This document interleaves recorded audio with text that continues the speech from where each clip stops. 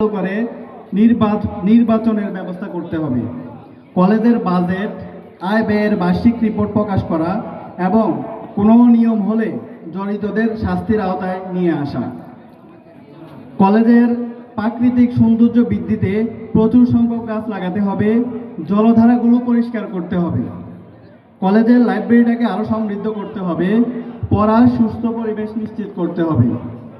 কলেজের খেলার মাঠে সংস্কার করা, একই সাথে কোনো বহিরাগত যাতে খেলার মাঠ ব্যবহার করতে না পারে তার জন্য পদক্ষেপ নিতে হবে। ক্যাম্পাসে কোনো রাজনৈতিক ব্যক্তির বা কোনো প্রভাবশালী ব্যক্তির ছবি বা পোস্টার লাগানো যাবে না। ক্যাম্পাসের হলগুলো সংস্কার এবং অবকাঠামোর উন্নয়ন করতে হবে।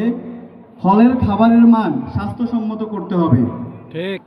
কলেজের শিক্ষার্থী, শিক্ষক, কর্মকর্তা ও কর্মচারীদের নিরাপত্তা নিশ্চিত করতে হবে।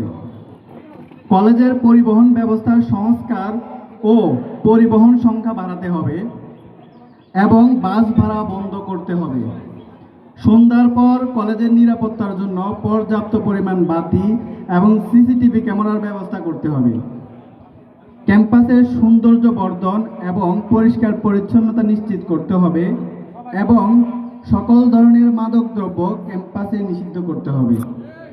3 মাসের মধ্যে ক্যাম্পাসকে 3 মাসের মধ্যে ক্যান্টিন চালু করতে হবে। জি, এগুলো ছিল আমাদের দাবিগুলো সাধারণ শিক্ষার্থীদের পক্ষ থেকে। এখন আমি আমার কিছু কথা বলবো। আউযু বিল্লাহি মিনাশ শাইতানির রাজিম, বিসমিল্লাহির রহমানির রহিম। শুরুতে স্মরণ করছি শহীদদের। আমি মুগ্ধ, আবু সাইদ, সবাই ওনাদের নাম ইউজ করছে। আমি কুমিল্লার একজন শহীদের নাম ইউজ করব।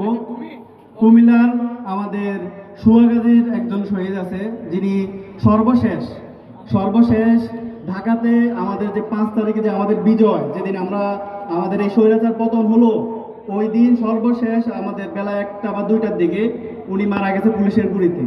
মানে সবাই যখন আনন্দ করার জন্য গণভবনের দিকে যাচ্ছে, গণভবন এরপরে যে যেখানে পারতেছে আনন্দ করার জন্য, ওই মুহূর্তে যাত্রাবাড়ি পুলিশের গুলিতে আমাদের সাদমান, আমাদেরই বয়সের অনার্স 2nd ইয়ারে পড়ুয়া, উনি ওখানে উপস্থিত মারা গেছে গুলি খেয়ে।